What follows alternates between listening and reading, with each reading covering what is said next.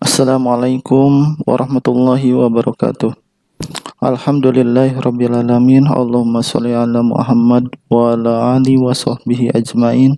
Amma ba'd.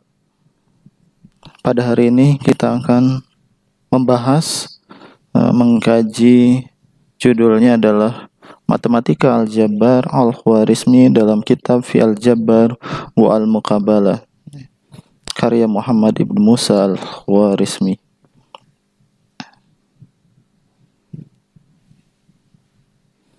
Ini adalah latar belakang kenapa kita perlu mengkaji karya-karya para ilmuwan Islam terdahulu, termasuk juga karya dari Muhammad ibnu Musa Al-Khwarizmi, yaitu kitab Fi Al-Jabbar wa Al-Muqabalah.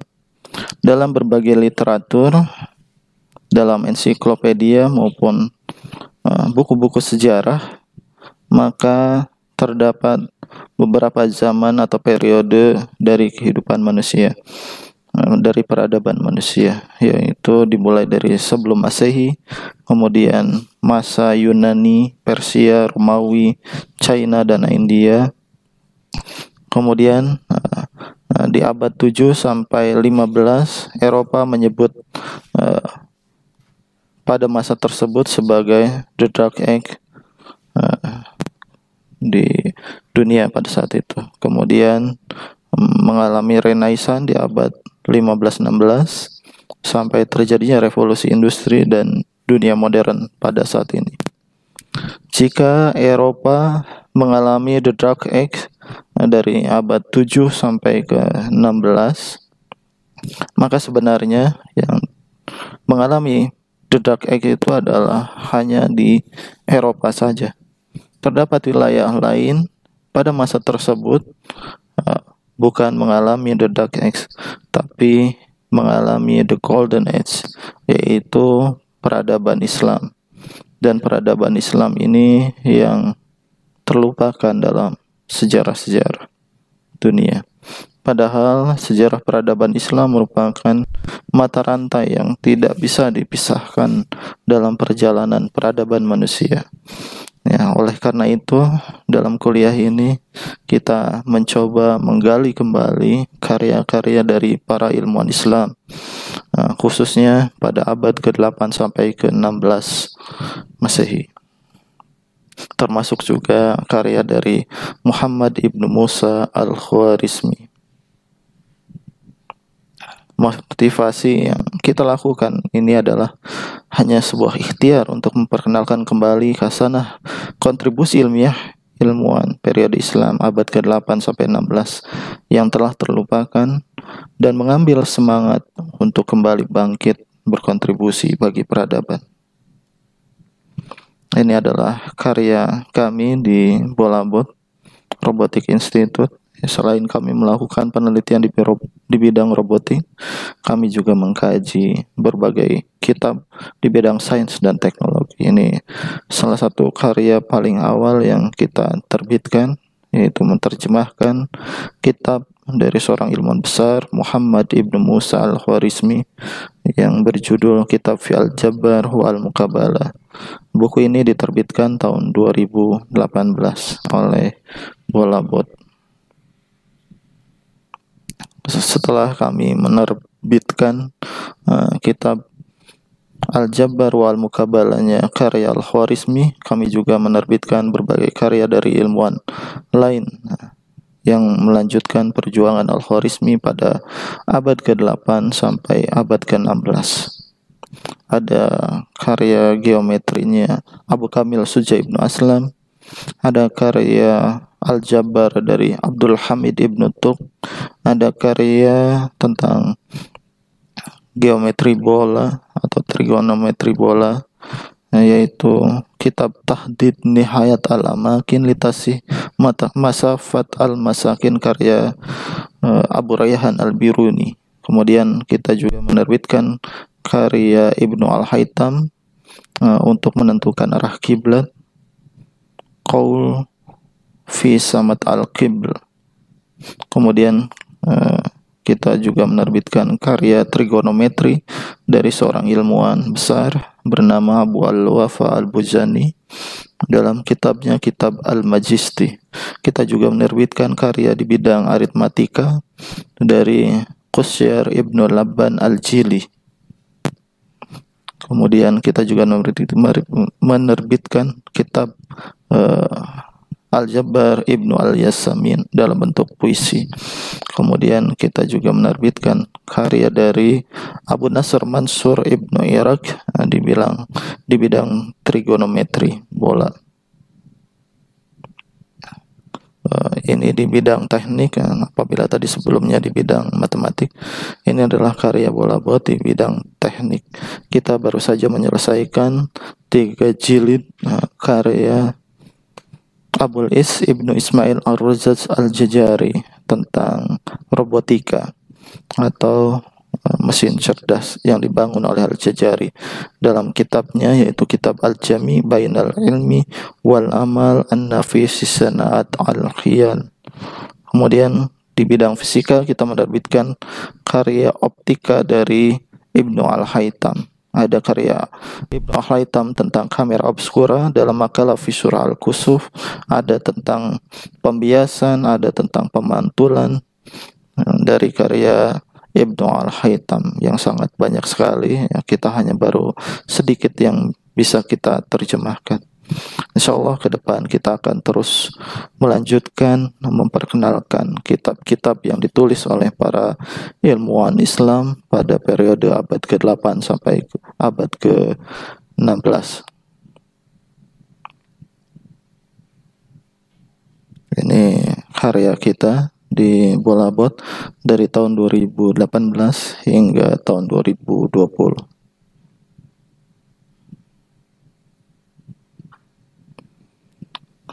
Sebuah peradaban, baik peradaban di masa sebelum Islam maupun di masa periode Islam, memiliki sebuah lembaga atau disebutnya pusat riset ilmiah.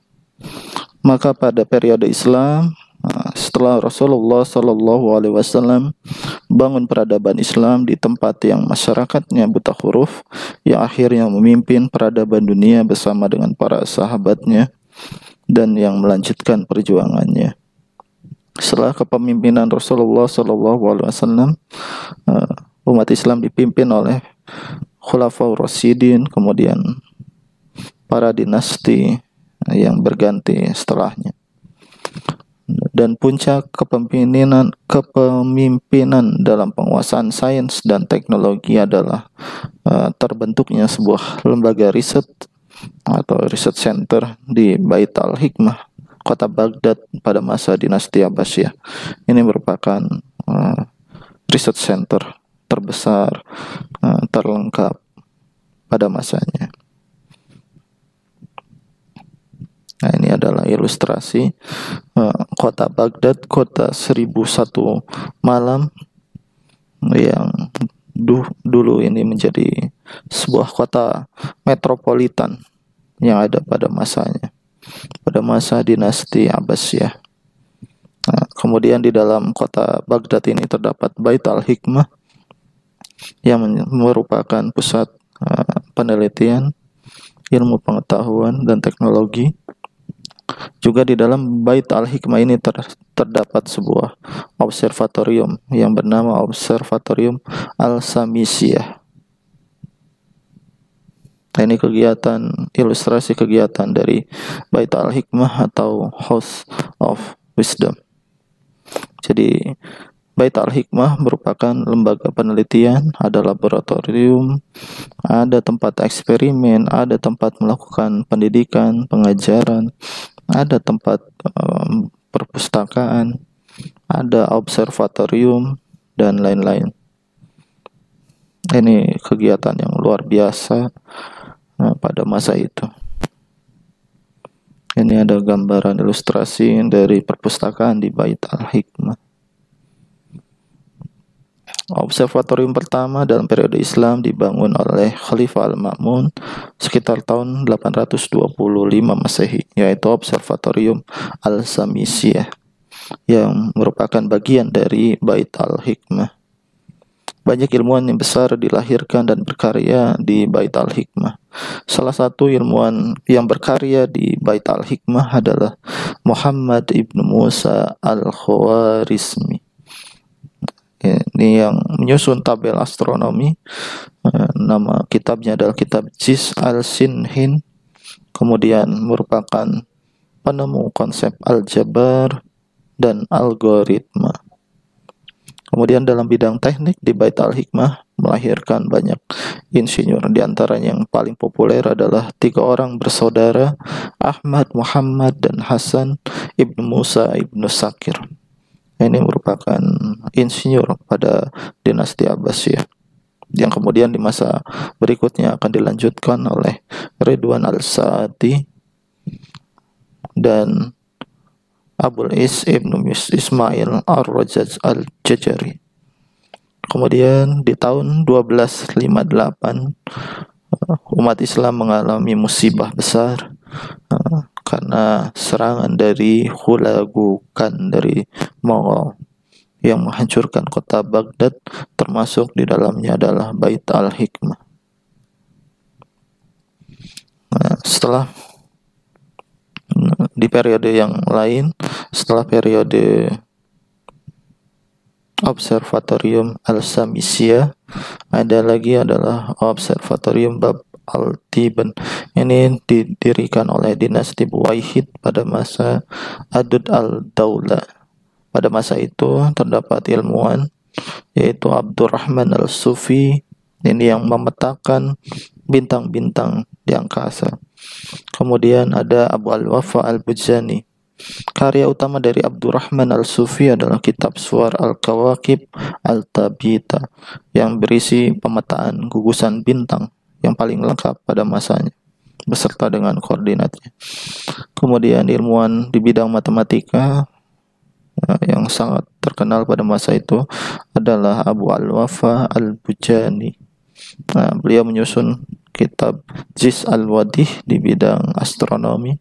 Kemudian ada kitab Al-Majisti yang ini berisi tentang trigonometri bola dan trigonometri bidang datar yang kita pelajari juga di sekolah hari ini.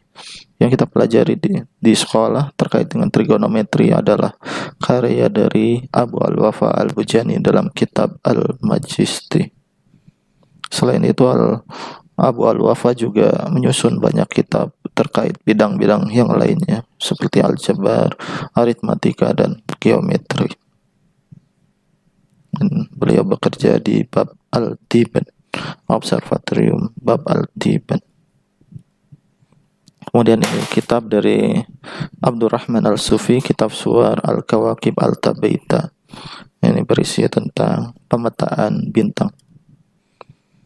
Kemudian yang ketiga ada Observatorium Maragheh. Ini di masa setelah kehancuran Bait Al-Hikmah di Baghdad. Nasir al-Din al-Tusi kemudian mendirikan Observatorium Maragheh yang dibangun oleh Hulagukan setelah kehancuran kota Baghdad. Nasir al-Din al-Tusi ini seorang ilmuwan dari Bait Al-Hikmah. Sebelum Bait Al-Hikmah dihancurkan total, beliau memindahkan 400.000 kitab dari Bait Al-Hikmah ke Observatorium Maragheh. Karya utama dari Observatorium Maragheh di sini adalah kitab Jiz'i il-Kani yang di masa kemudian pada masa Nikolaus Kopernikus yang terilhami dari Jiz'i il-Kani ini untuk menyusun karya Kopernikus, yaitu The Revolution Nimbus, yang menyebutkan konsep tentang heliocentris. Ini adalah Observatorium Maragheh di Azerbaijan Timur, di negara Iran hari ini. Kemudian di kota Samarkand, ini Ulugh-Beg, seorang sultan dari dinasti Timurid, mendirikan sebuah madrasah di Samarkand. Selain itu, beliau juga mendirikan observatorium di Samarkand. Jadi Ulugh Beg ini adalah seorang sultan sekaligus seorang ahli ilmu atau ilmuwan. Ini Fahri Sektan pada Observatorium Ulugh Beg. Salah satu instrumen di bidang astronomi. Karya dari Ulugh Beg ini adalah Juz-i Sultani, sebuah kitab tentang astronomi yang kemudian di kemudian hari menjadi rujukan di seluruh dunia, termasuk ilmuwan di Nusantara yang mempelajari ilmu falak. Salah satunya adalah kitab Sulamun Nayrain karya Syekh Muhammad Mansur Ibnu Abdul Hamid Ibnu Muhammad Damiri Al-Batawi, kakek dari Ustadz Yusuf Mansur. Kemudian ini adalah ilustrasi observatorium terakhir dalam periode Islam, yaitu Observatorium Istanbul di Turki. Observatorium ini didirikan tahun 1575, kemudian selesai dibangun tahun 1577, kemudian dihancurkan tahun 1580. Hanya beraktivitas sekitar 3 tahun. Observatorium ini dipimpin oleh seorang ilmuwan besar pada masa Utsmaniyah, yaitu Taqi al-Din Muhammad ibnu Ma'ruf As-Sami As-Sa'di. Jadi kenapa peradaban Islam di masa lalu itu begitu pesat berkembang? Karena mereka memiliki pusat riset, pusat penelitian, termasuk juga observatorium yang didirikan pada masa itu. Nah, dari mana kita dapat mengetahui kehidupan para ilmuwan pada masa periode Islam beserta dengan karya-karyanya? Kita dapat melihat referensi terkait dengan ilmuwan di bidang sains dan teknologi pada peradaban Islam melalui beberapa kitab yang ditulis oleh para ilmuwan terdahulu yang hidup satu zaman atau berdekatan dengan kehidupan para ilmuwan hidup. Salah satu kitab menjadi rujukan utama ketika kita ingin mempelajari para ilmuwan periode Islam beserta dengan karya-karyanya adalah dalam kitab Al-Fihris. Ini karya Al-Nadim. Ini hidupnya tahun 932, meninggal tahun 998. Jadi pada periode sebelum meninggal Al-Nadim ini beliau menyusun katalog yang berisi tentang para ilmuwan Islam beserta dengan karya-karyanya, termasuk di bidang sains dan teknologi, yang hidup pada masa sebelum tahun 998. Ini ada pada bab ke-7. Ini terdapat 3 section. Section pertama ini membahas para ilmuwan para Islam, kemudian membahas ilmuwan pada periode Islam terkait dengan bidang matematika dan astronomi. Kemudian bagian ketiga membahas para ilmuwan Islam di bidang medis atau kedokteran.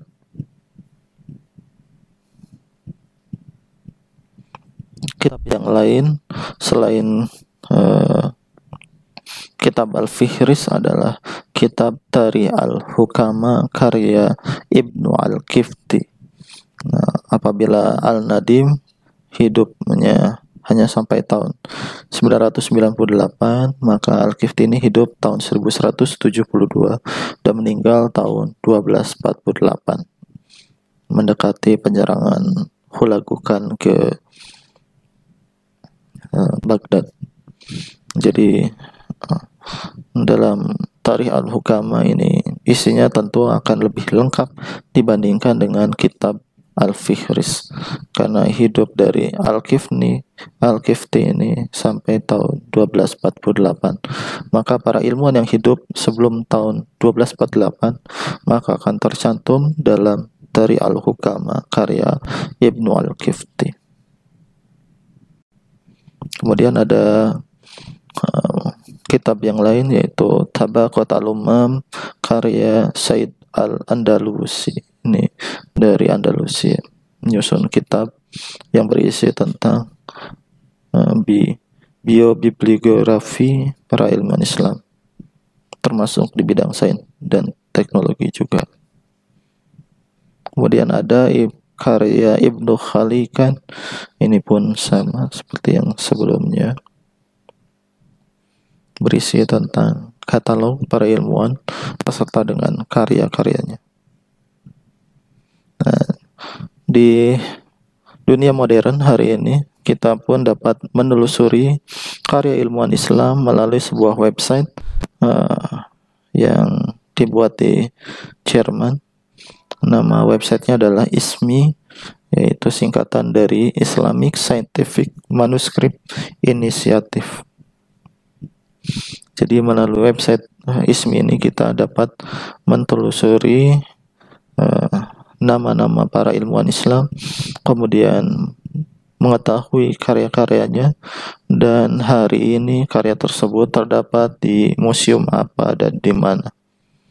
Jadi sangat lengkap. Ini kita bisa akses secara gratis di ISMI, Islamic Scientific Manuscript Initiative.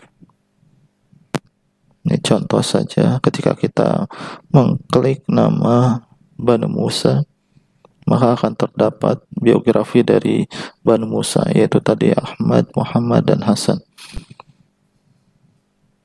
Ini karya dari Banu Musa bersaudara, Banu Musa Ibnu Syakir. Nah, terdapat 18 karya yang hari ini masih ada. Kemudian ini salah satu karya terbesar dari Banu Musa, Kitab Al-Hiyal. Ini kitab di bidang mekanik atau teknik. Nah, kemudian di ISMI tersebut akan disebutkan alamat posisi kitab tersebut hari ini terdapat di museum apa dan di mana. Nah, ini adalah salah satu museum yang open source, Staatsbibliothek zu Berlin. Ini kita bisa mengakses berbagai kitab yang ditulis oleh ilmuwan Islam di website dari Staatsbibliothek zu Berlin ini. Salah satunya kitab Al-Hiyal dari Banu Musa Ibnu Syakir. Kemudian yang lainnya ini pun sama di Jerman juga. Ini di Gotha. Ini pun bisa diakses secara gratis. Ini contoh kitab Al-Hiyal dari karya Banu Musa Ibnu Syakir. Kemudian di Vatikan kita pun dapat mengakses secara gratis beberapa karya dari ilmuwan Islam, kitab-kitabnya. Ini di Vatikan Apostolic Library. Ini contoh karya dari Bani Musa Ibnu Syakir, yaitu kitab Al-Hiyal. Kemudian di Paris kita juga dapat mengakses Bibliothèque Nationale de France. Ini sangat banyak sekali kitab para ilmuwan Islam di museum ini, dan kita bisa mengaksesnya secara gratis. Ini contoh yang terdapat pada museum di Prancis, yaitu kitab karya Hasan Al-Ramah Al-Ahdab. Ini kitab tentang pembuatan peralatan militer. Ini adalah gambar torpedo roket. Kemudian di Princeton di Amerika kita juga dapat mengakses beberapa kitab karya ilmuwan Islam. Ini contohnya yang kita bisa akses di Princeton. Kemudian ini adalah Qatar Digital Library. Jadi melalui Qatar Digital Library kita dapat mengakses British Museum yang ada di London. Jadi pemerintah Qatar memberi akses di British Museum. Kemudian melalui Qatar Digital Library ini orang di seluruh dunia dapat mengakses kitab-kitab para ilmuwan Islam yang terdapat di British Museum London di Inggris. Ini contoh kitab Fi Ma'rifat Al-Hiyal Al-Handasiyah karya Al-Jajari di bidang robotik. Kemudian ini di King Saud University di Saudi. Ini beberapa contoh yang bisa kita akses. Kemudian di Turki kita juga dapat mengakses secara gratis Koprulu Library. Jadi yang bisa kita akses hanya Koprulu Library. Sisanya kita tidak dapat mengakses karena belum ada digitalisasinya. Baru Koprulu Library. Kita bisa akses di archive.org. Ini ada. Ini contoh manuskrip karya Ibnu Al-Hitam, yaitu kitab Al-Manadir, kitab di bidang optika. Kemudian kita beralih kembali ke kontribusi dari seorang ilmuwan besar yang hidup dari tahun 780 Masehi hingga tahun 850 Masehi, yaitu Muhammad ibnu Musa al-Khwarizmi. Kita bahas beberapa kitab karya dari Muhammad ibnu Musa al-Khwarizmi. Nah, sebelum kita masuk ke kitab, kita bisa lihat dulu ini dari BBC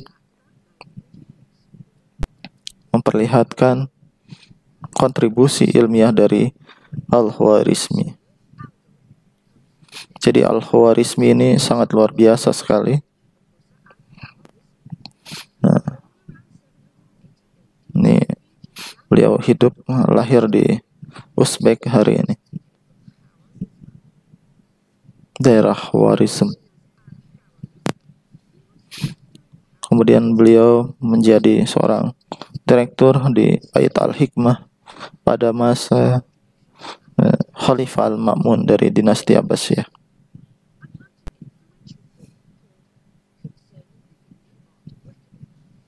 Salah satu kitab dari Al-Khwarizmi adalah kitab di bidang aritmatika, yaitu kitab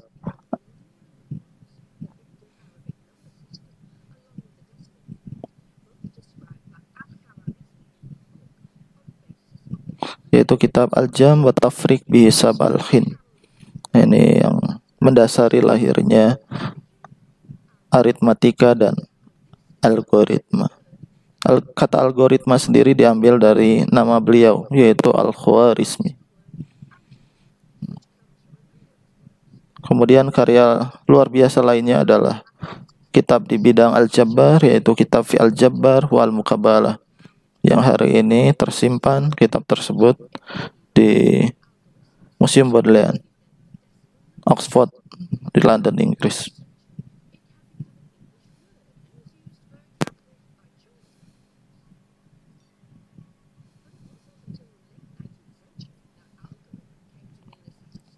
Ini ilustrasinya, step by step, langkah per langkah untuk melakukan perhitungan dalam aritmatika di kemudian hari dikenal dengan istilah algoritma, diambil dari nama beliau, yaitu Al-Khwarizmi, yang mendasari sistem digital hari ini. Tidak ada komputer tanpa algoritma. Tidak ada sistem digital tanpa algoritma. Hari ini kita bisa menggunakan komputer, bisa menggunakan handphone, smartphone, itu pun karena ada algoritma.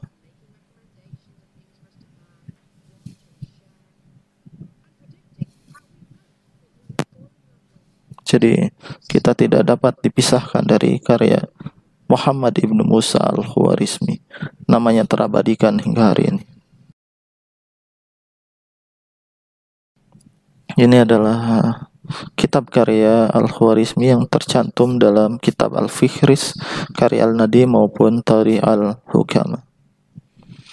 Disebutkan dalam kitab Al-Fihris karya Al-Nadim mengenai Al-Khwarizmi, nama beliau adalah Muhammad ibnu Musa. Beliau berasal dari daerah Khwarizm, Kif, atau Uzbekistan hari ini. Beliau bekerja pada salah satu perpustakaan bagian dari Bait al-Hikmah milik Khalifah Al-Ma'mun. Beliau merupakan salah satu ilmuwan di bidang astronomi, baik sebelum maupun sesudah dikonfirmasi melalui observasi astronomi. Orang-orang menjadikan referensi karya beliau yang pertama maupun yang kedua berupa tabel astronomi yang disebut Jis al-Sinhin. Jadi karya beliau ini menjadi rujukan.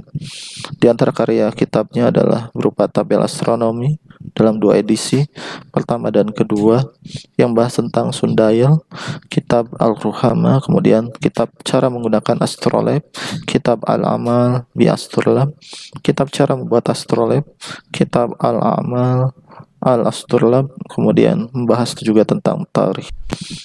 Dalam kitab sejarah yang lain yaitu kitab Tarikh Al-Hukama karya Ibnu Al-Qifti, terdapat kitab lain yang ditulis oleh Al-Khwarizmi. Di antaranya adalah di bidang aritmatika berjudul Kitab Al-Hisab Al-Khin dan Kitab Al-Jam wa Tafriq bi Hisab Al-Khin, serta salah satu kitab di bidang Al-Jabbar yaitu kitab Fi Al-Jabbar wal Muqabalah.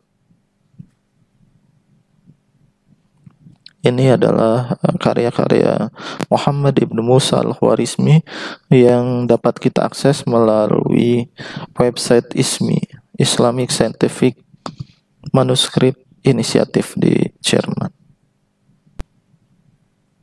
di berbagai bidang astronomi, bidang matematika, aljabar, matematika aritmatika, tarikh, dan lain sebagainya. Kemudian untuk di bidang aritmatika yaitu kitab Al-Jam wa Tafriq bi Hisab Al-Khin, hari ini versi Arabiknya sudah hilang, sudah tidak ada. Yang tersisa adalah kitab terjemah dalam bahasa Latin. Ini disusun oleh Adrat of Bath. Nah, kemudian di kalimat pembuka pertamanya itu terdapat sebuah kata yaitu Dixit algoritmi. Dixit algoritmi ini artinya adalah berdasarkan pernyataan Al-Khwarizmi. Maka di kemudian hari orang-orang menyebut tahapan-tahapan dalam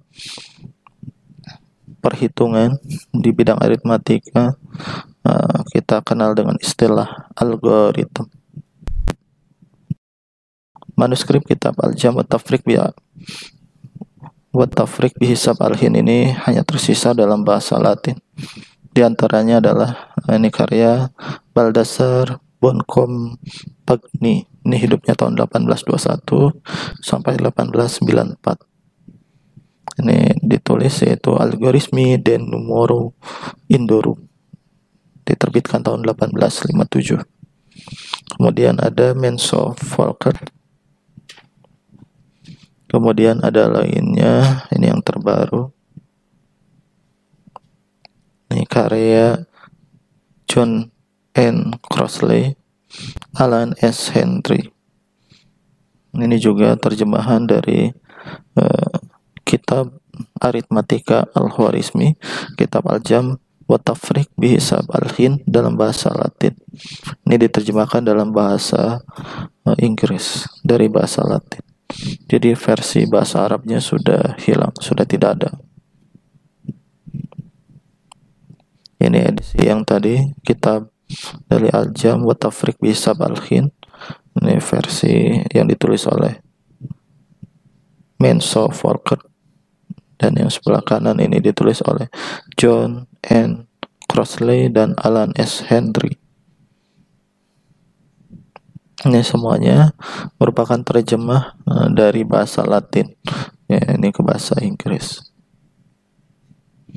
Kemudian ini penggunaan angka Hindu Arab di Eropa.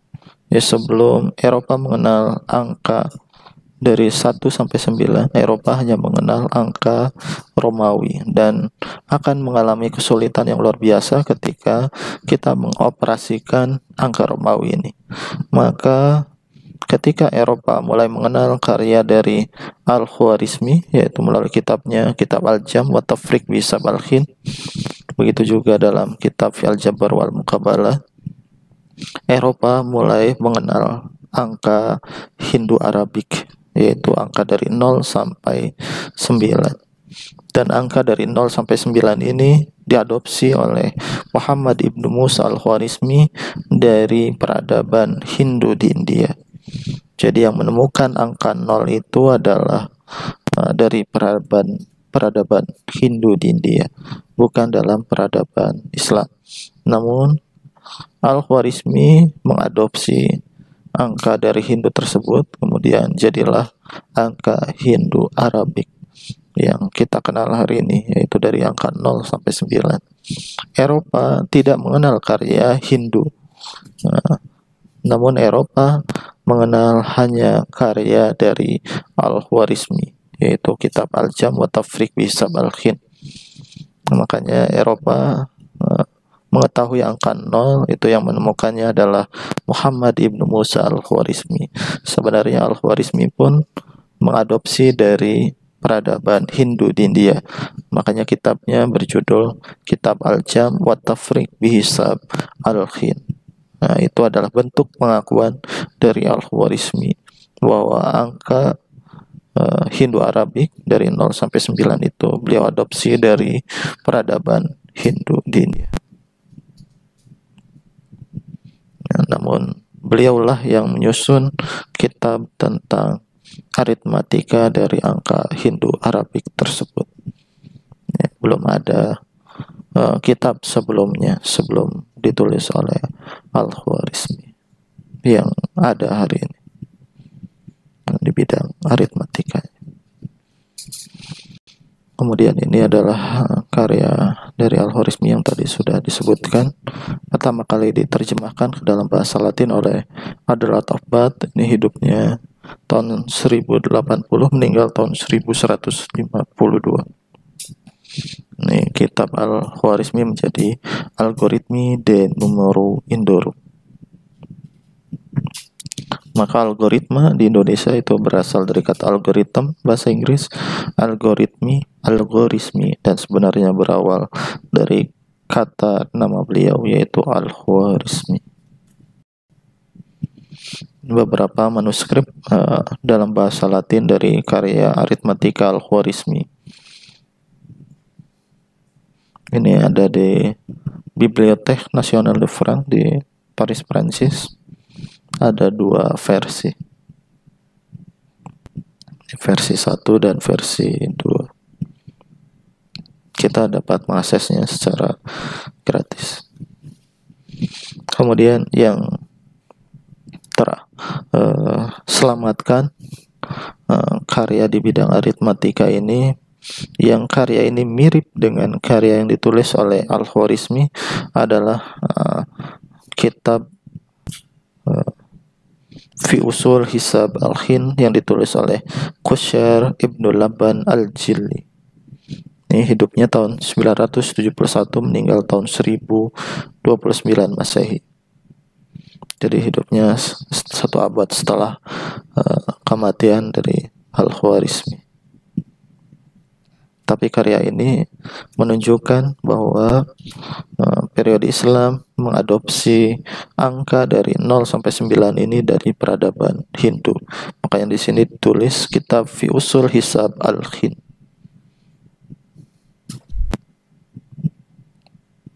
Kemudian kitab yang lain, kitab Al-Fusul fi Al-Hisab Al-Khin, ini lebih tua lagi, ditulis oleh Abu Al-Hasan Ahmad Ibnu Ibrahim Al-Uqlidisi tahun 952. Ini sudah diterjemahkan dalam bahasa Inggris oleh Ahmad Salim Saidan. Nah, ini pun sama seperti karya Al-Khwarizmi, kitab Al-Jam wa Tafriq bi Hisab Al-Khin.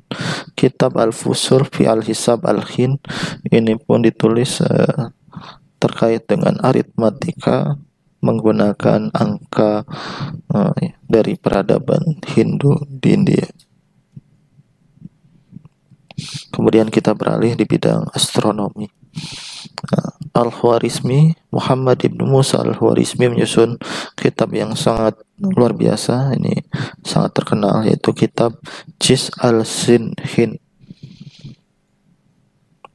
Hari ini kitab tersebut sudah hilang dalam bahasa Arabnya, tapi hari ini kita dapat mengakses secara gratis terjemahan dari kitab tersebut dalam bahasa Latin. Ini terjemahan dalam bahasa Latinnya. Kemudian ini adalah karya terjemah dari bahasa Latin ke dalam bahasa Inggris dari kitab Juz al-Sinhin. Ada 3. Nah, ini pertama Hendrik Suter tahun 1914, kemudian Neuber ini tahun 1962, kemudian oleh Goldstein ini tahun 1967. Ini yang tadi, ini karya terjemah dari kitab Juz al-Sinhin karya Muhammad ibn Musa al-Khwarizmi, diterjemahkan dari bahasa Latin ke bahasa Inggris. Versi bahasa Arabnya sudah tidak ada. Ini isi dari kitab Juz al-Sinhin. Terdapat sekitar 37 bab yang berisi tentang kalender dan astronomi. Terdapat 116 tabel berisi kalender astronomi, astrologi, serta nilai dari sinus.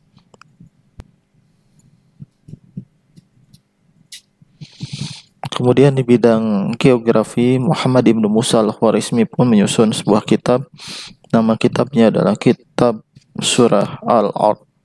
Ini adalah salinan dari manuskrip surah Al-Ard karya Muhammad ibn Musa al-Khwarizmi. Ini adalah gambar sungai Nil di Mesir. Hari ini kitab surah Al-Ard ini terdapat di Strasbourg, ya. Bibliothèque Nationale et Universitaire de Strasbourg.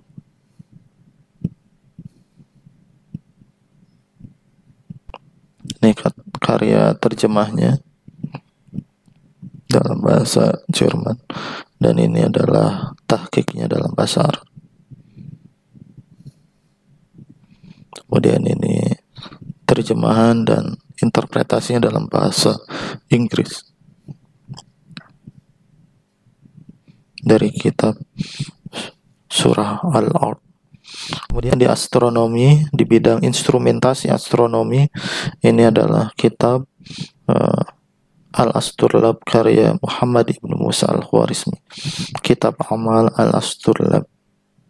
Jadi bagaimana membuat dan menggunakan astrolabe. Astrolabe sendiri hari ini kita kenal sebagai GPS karena fungsinya serupa dengan GPS. Dalam periode Islam, astrolabe ini digunakan untuk menentukan koordinat suatu lokasi, jadi lintang dan bujur.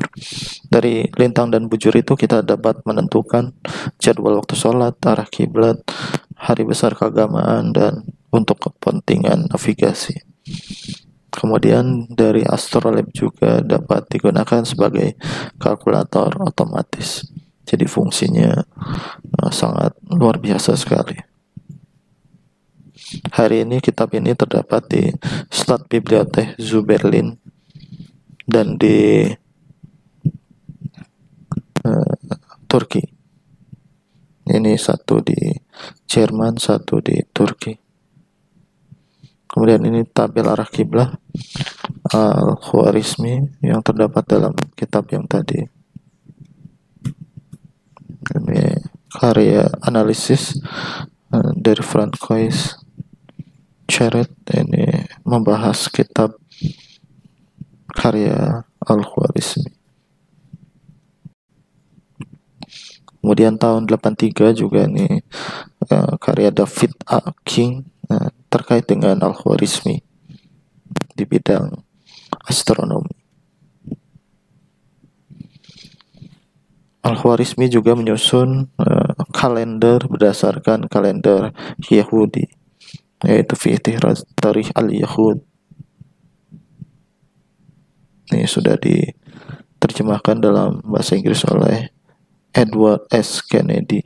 Kemudian sudah ditahqiq juga dalam bahasa Arab. Ini manuskripnya terdapat di Patna, India. Kemudian yang karya sangat luar biasa dan hari ini dalam salinan bahasa Arabnya pun masih ada adalah karya Al-Khwarizmi dalam bidang Al-Jabbar, yaitu kitab Fi Al-Jabbar wa Al-Muqabbalah. Ini manuskripnya, ini halaman depan, halaman cover yang terdapat di Bodleian, Oxford University, MS Huntington 214, Bodleian, Oxford University di London, Inggris. Ini kalimat mukadimahnya, pembukaan atau kata pengantar. Di sini jelas Al-Khwarizmi menunjukkan bahwa beliau adalah seorang muslim. Ini halaman yang lain. Kemudian di dalam kitab Fi Al-Jabbar wa Al-Muqabbalah karya Muhammad ibn Musa Al-Khwarizmi ini terdapat 3 bagian penting, yaitu mengenai Al-Jabbar itu sendiri, kemudian penerapannya pada geometri bab al-misaha, dan juga penerapan Al-Jabbar pada permasalahan wasiat dan waris atau kitab Al-Wasaya. Ini mengikuti mazhab Abu Hanifah. Kemudian ini adalah 6 bentuk persamaan kanonik dari Al-Jabbar Al-Khwarizmi. Ax kuadrat sama dengan bx, ax kuadrat sama dengan c, bx sama dengan c. Kemudian ada x kuadrat ditambah bx sama dengan c, ax kuadrat tambah c sama dengan bx, ax kuadrat sama dengan bx ditambah c. Ya, segala bentuk aljabar akan dibentuk dalam 6 bentuk persamaan kanonik ini. Kemudian baru diselesaikan baik menggunakan formulasi matematika maupun pendekatan geometri. Ini istilah-istilah yang terdapat di Al-Jabbar. Untuk kitab Fi Al-Jabbar wal Muqabbalah karya Al-Khwarizmi hanya sampai kuadrat atau x kuadrat. Ini x itu psi, bisa juga disebut Cidr, bisa juga disebut Dol'o. Kemudian kuadrat ini bisa disebut mal, bisa disebut murabba, bisa disebut mazdur. Kemudian nanti di karya penerusnya kitab Fi Al-Jabbar wa Al-Muqabbalah karya Omar Khayyam maupun Abu Kamil Suja Ibnu Aslam, maka akan terdapat kubiknya x pangkat 3, yaitu Ka'ab atau Muka'ab. Kemudian yang selainnya ini pangkat 4, pangkat 5 dan seterusnya merupakan gabungan dari kuadrat dan kubik. Kemudian ini adalah bagian dari kitab Fi Al-Jabbar wal Muqabbalah yang terdapat di Museum Bodleian, Oxford University. Ini pun sama, menjelaskan tentang 6 persamaan kanonik dari Al-Khwarizmi. Untuk persamaan keempat, untuk 3 persamaan itu persamaan orde 1 sangat mudah untuk diselesaikan, maka di sini kita sampaikan yang persamaan orde 2, mulai dari persamaan keempat sampai ke-6, yaitu x kuadrat ditambah bx sama dengan c. Contohnya adalah x kuadrat ditambah 10x sama dengan 39. Maka Al-Khwarizmi menyusun sebuah formulasi matematika. Jika ada persamaan ax kuadrat tambah bx sama dengan c, maka solusinya adalah x sama dengan akar b dibagi 2a kuadrat ditambah c per a. Kemudian dikurangi hasil akarnya tersebut dengan b dibagi 2a. Untuk x kuadrat tambah 10x sama dengan 39, maka akan diperoleh x-nya di sini sesuai formulasi sama dengan 3. Nah, ini metode kedua yang digunakan oleh Al-Khwarizmi. Metode pertama menggunakan metode formulasi matematik, maka ini adalah pendekatan menggunakan geometri. X kuadrat tambah 10x sama dengan 39 ini digambarkan dengan sebuah bidang. X kuadrat itu adalah bidang persegi, x kali x. bidang dengan sisi-sisinya adalah X. Kemudian 10X ini dibagi dalam 4 bidang, masing-masing luasnya adalah 10X dibagi 4 atau 2,5X. Ini 2,5 dikali X, 2,5 kali X. Nah, jika 5 bidang ini dijumlahkan, maka totalnya adalah 39. Kemudian sisi-sisi yang kosong ini diisi, karena sisinya ini 2,5, 2,5 dikalikan, maka akan diperoleh 6,25. 6,25 ada 4 bidang, dijumlahkan totalnya adalah 25. Nah, sehingga jika ini dijumlahkan seluruhnya akan menghasilkan 64. Akar dari 4 itu adalah sisi dari bidang persegi baru ini, yaitu 8. Nah, jika di sini adalah 2,5, yang kecil ini 2,5, 2,5 tambah 2,5 hasilnya 5, maka totalnya adalah 8 dikurangi 5, itulah adalah X, yaitu 3. Dan ini sesuai dengan formulasi matematikanya. Nah, ini metode kedua geometri. Kalau tadi menggunakan 4 bidang tambahan, ini menggunakan 2 bidang tambahan. Ini X kali X, X kuadrat ditambah 10X ditambah 2 bidang. Berarti 10X dibagi 2, masing-masing adalah luasnya 5 kali X. Ini 5 kali X, ini 5 kali X. 3 bidang ini sama dengan 39. Jika ujung yang kosong ini kita buat bidang baru, maka luasnya adalah 5 dikali 5 atau 25. Sehingga totalnya adalah 25 ditambah 39 atau 64. Sisinya artinya adalah sama dengan 8. Karena sisinya sama dengan 8, ini sisi bidang tambahan ini 5, maka X adalah sama dengan 8 dikurangi 5, yaitu 3. Ini sangat luar biasa sekali. Penemuan dari Muhammad ibnu Musa al-Khwarizmi mampu membuktikan formulasi matematikanya dengan pendekatan geometri. Kemudian tipe persamaan ke-5 yaitu AX kuadrat ditambah C sama dengan BX. Maka Al-Khwarizmi menyusun formulasi solusinya, yaitu X sama dengan B dibagi 2A plus minus akar B dibagi 2A kuadrat dikurangi C per A. Maka ini terdapat 2 solusi.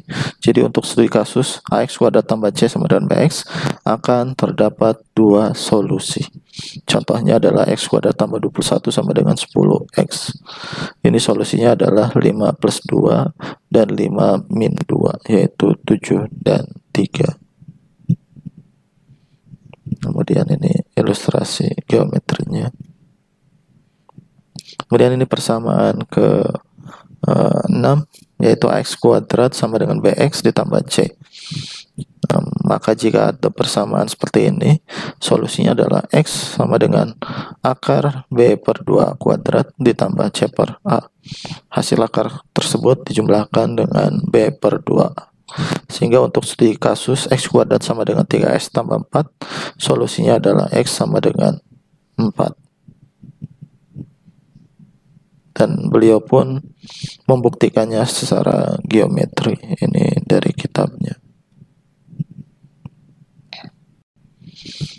Nah, sebagaimana tadi telah jelaskan bahwa terdapat 3 bagian utama dalam kitab Fi al-Jabr wal Muqabalah. Yang pertama adalah al-Jabr, yang kedua adalah tentang geometri, dan ketiga tentang wasiat dan waris.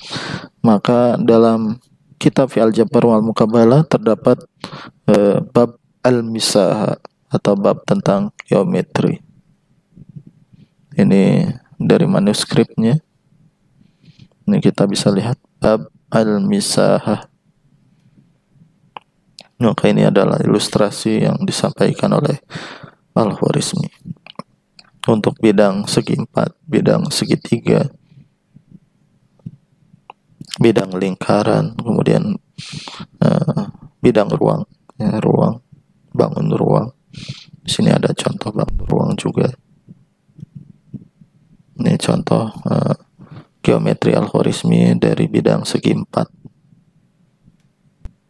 Kemudian ini bidang segitiga dan jenis-jenisnya. Ini pembagian bidang segitiga berdasarkan sudutnya. Ada segitiga siku-siku, ada segitiga sudut lancip, dan ada segitiga sudut tumpul. Definisi ini disebutkan oleh Al-Khwarizmi. Kemudian untuk geometri lingkaran pun beliau bahas ini tentang nilai pi dalam lingkaran. Beliau menyampaikan ada tiga nilai pi yang beliau hitung dengan metode yang berbeda. Nanti kita akan memperoleh nilai pi dengan ketelitian 16 angka di belakang koma ini oleh penerus Al-Khwarizmi, yaitu Al-Qassi dalam kitab yang lain. Ini hidupnya abad ke 14-15. Al-Khwarizmi hanya sampai sini untuk menentukan nilai pi. Dari nilai pi tersebut kita dapat menentukan luas lingkaran. Kemudian ada studi kasus untuk geometri piramida terpotong. Ini studi kasus yang luar biasa, menunjukkan sisi kecerdasan dari Al-Khwarizmi. Jika ada sebuah bidang piramida terpotong dengan sisi alasnya adalah 4, sisi bagian atasnya adalah 2, tingginya 10, maka Al-Khwarizmi dapat menentukan berapakah volume dari piramida yang terpotong tersebut, yaitu di sini adalah 93 1/3.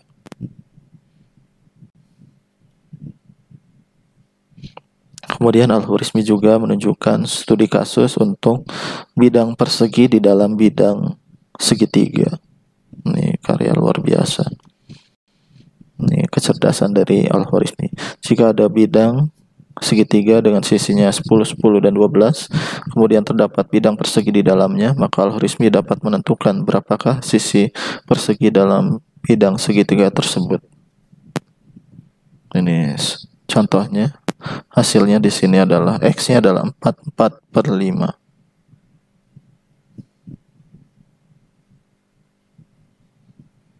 Kemudian kita membahas penyebaran kitab Al-Jabar wal Muqabalah karya Al-Khwarizmi yang ada hari ini.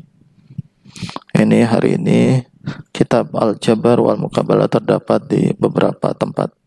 Di antaranya adalah di Oxford, di Bodleian Museum Huntington 214, ini di London. Kemudian ada di Berlin, tapi tidak lengkap.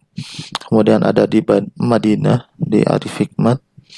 Kemudian ada di Arif Hikmat juga, ini beda versi. Kemudian ada di Tehran, di Iran. Kemudian ada di New York, Columbia University. Kemudian ada terjemahan dalam versi Latin oleh Robert Chester dan Gerard Cremona, dan 2 salinan yang lain di Afgan. Ini belum ada yang menyelidiki. Kemudian tadi terjemahan dalam bahasa Latin, Liber Algebrae et al-Muqabalah, ini karya Robert Chester. Kemudian ada karya Gerard of Cremona, Liber Maumeti Filimoisi Al-Khwarizmi di Algebrae et al-Muqabalah. Inilah dari 2 kitab inilah kemudian kitab Al-Jabar menyebar ke benua Eropa yang di kemudian hari melahirkan Renaissance. Ini yang sudah diterjemahkan dalam bahasa Inggris. Ini terjemahan bahasa Inggris dari karya Latin. Ini ditulis oleh Louis Charles Karpinski tahun 1915 dari Robert Chester. Kemudian dari Gerard Cremona, ini sudah edisi bahasa Inggrisnya, ditulis oleh Barnabas Hughes tahun 1986. Kemudian ini adalah tempat penerjemahan karya Al-Jabar wal Muqabalah dari Al-Khwarizmi, yaitu di Al-Andalusia yang sebelumnya dikuasai Muslim, kemudian dikuasai kembali oleh Kristen Eropa. Nah, saat sudah dikuasai kembali oleh Kristen Eropa, maka karya-karya kitab yang terdapat di Al-Andalusi ini diterjemahkan ke dalam bahasa Latin. Ini ya. Kemudian versi yang paling lengkap ini terjemahan bahasa Inggris dari versi bahasa Arab dibuat oleh Frederick Rosen tahun 1831. Kemudian ini yang bahasa Inggris dari bahasa Latin oleh Louis Charles Carpentier 1915, tahun 1986 oleh Barnabas Hughes. Kemudian di tahun 2009 oleh Rushdie Rashid. Ini berasal dari versi bahasa Arab ke bahasa Inggris yang tersimpan di Museum Bodleian Oxford University di London. Ini terjemahan Frederick Rosen, yang kanan terjemahan Rushdie Rashid.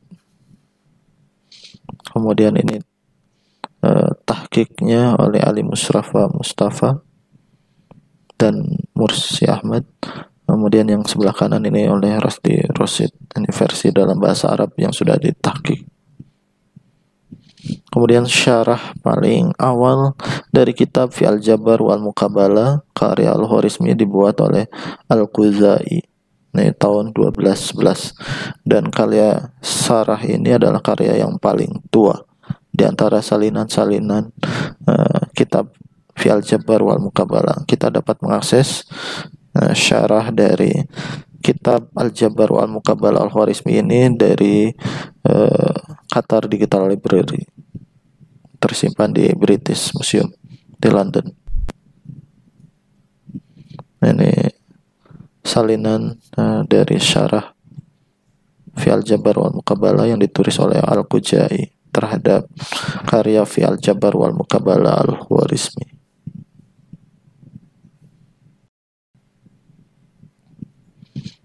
Kemudian ini adalah beberapa ilmuwan penerus Al-Khwarizmi di bidang matematika, aritmatika, dan aljabar.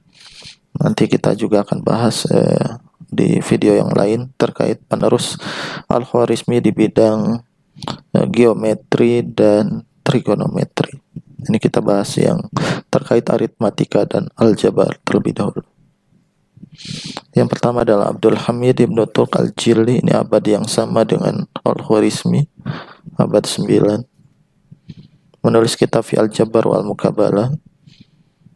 Kita pun sudah menerjemahkan kitab ini di Laboratorium Balabot.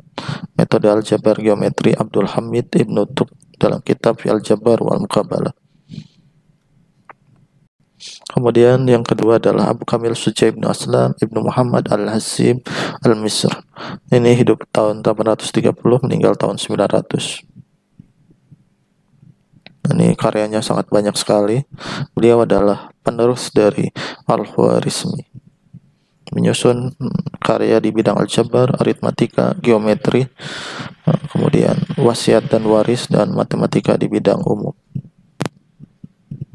Jadi penerus Al-Khwarizmi adalah Abu Kamil Sujai Ibn Aslam Al-Hasib Al-Misr. Ini yang sudah diterjemahkan kitab Fi Al-Jabar wal Muqabalah karya Abu Kamil Sujai Ibn Aslam, yang sudah diterjemahkan dalam bahasa Prancis oleh Rushdie Rashid. Abu Kamil Algebre et Analyse Diopantin. Jadi Abu Kamil Sujai Ibn Aslam ini menggabungkan metode aljabar Al-Khwarizmi dengan aritmatika Diopantin. Kemudian ini dalam versi yang lain, ini terjemahan Al-Jabar dalam bahasa Inggris dari kitab Fi Al-Jabar wal Muqabalah dalam bahasa Hebrew, bahasa Yahudi. Ini ditulis oleh Martin Levy.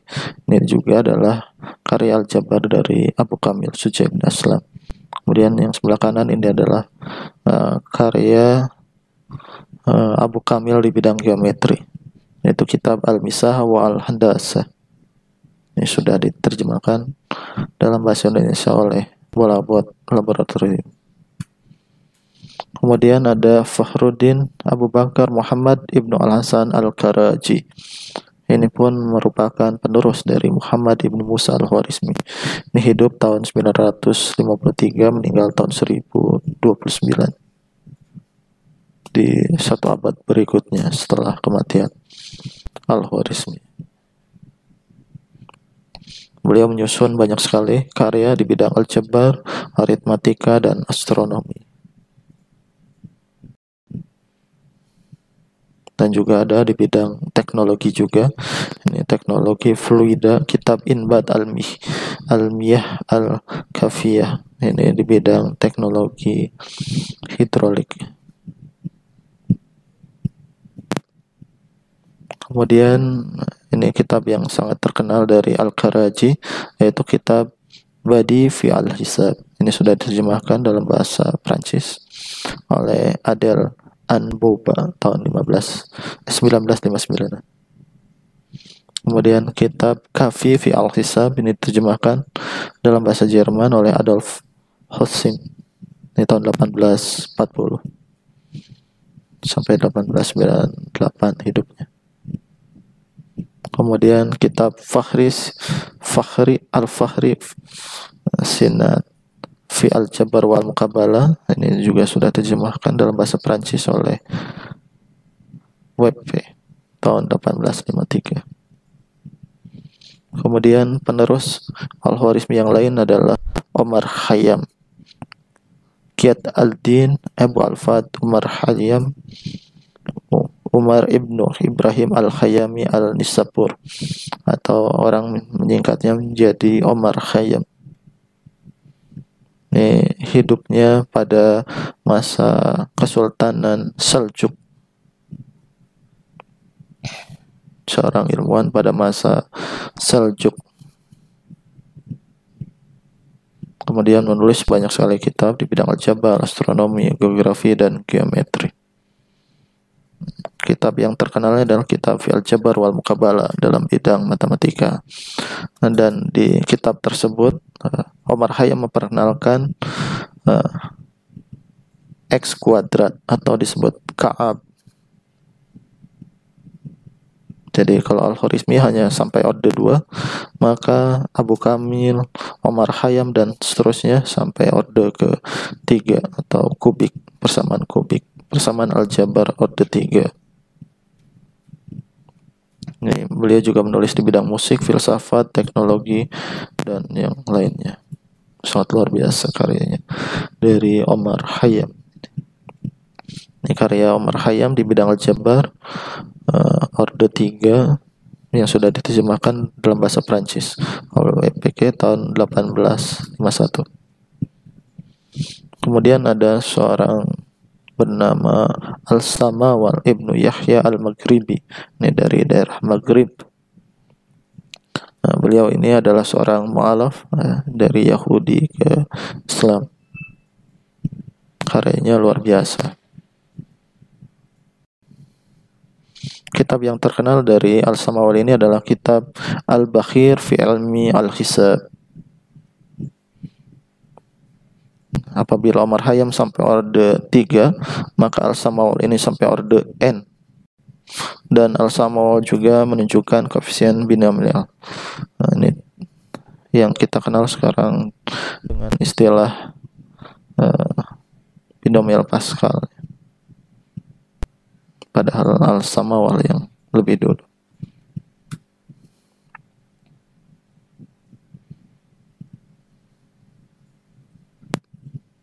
Kemudian ini Ibnu Al-Yasamin, nama lengkapnya adalah Abu Muhammad Abdullah Ibnu Muhammad Ibnu Hajjaj Ibnu Al-Yasamin Al-Adrini Al-Isbili, atau dikenal dengan sebutan Ibnu Al-Yasamin.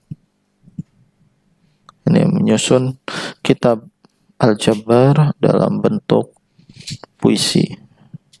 Kitab Al-Juja fi Al-Judr, kitab Al-Urjuja fi Al-Qafat, kitab Al-Juja fi Al-Jabar wal Muqabalah. Kemudian kitab Talqih Al-Afkar fi Al-Im bi Rusum Al-Gubar. Semuanya dalam bentuk puisi. Ini kita sudah terjemahkan di buku puisi Matematika Al-Jabar Ibnu Al-Yasamin. Kemudian ada Al-Bana Al-Marakusi, karyanya juga luar biasa, meneruskan karya Al-Jabar dari Al-Khwarizmi. Sangat banyak karyanya. Ini kitab Al-Talqis fi Amal Al-Hisab yang sudah diterjemahkan oleh Aristide Marie 1865. Kemudian ada Qiyat al-Din Jamshid Ibnu Mas'ud Ibnu Mahmud Al-Qassi, atau orang menyebutnya Al-Qassi. Ini adalah ilmuwan terbesar di bidang matematika. Ini karyanya dalam bidang aritmatika dan astronomi sangat banyak sekali. Kemudian kitab yang paling terkenal dari Al-Qassi ini adalah kitab Miftah Al-Hisab. Dalam kitab Miftah Al-Hisab ini terdapat 3 bagian utama, yaitu aritmatika, geometri, dan aljabar. Aljabar dari Al-Qassi ini sampai orde N. Ini yang sudah diterjemahkan. Kemudian ada Risalah Al-Mukhitiyah, ini juga karya dari Al-Qassi. Nujat Al-Hadaiq, ini karya Al-Qassi di bidang astronomi, instrumen astronomi. Demikian untuk kuliah pengenalan kontribusi dari seorang ilmuwan besar bernama Muhammad Ibn Musa Al-Khwarizmi dalam bidang Al-Jabar, dalam kitabnya Kitab fi Al-Jabar wa Al-Muqabalah. Untuk teknis detailnya sudah disampaikan dalam video-video sebelumnya. Demikian kuliah hari ini. Assalamualaikum warahmatullahi wabarakatuh.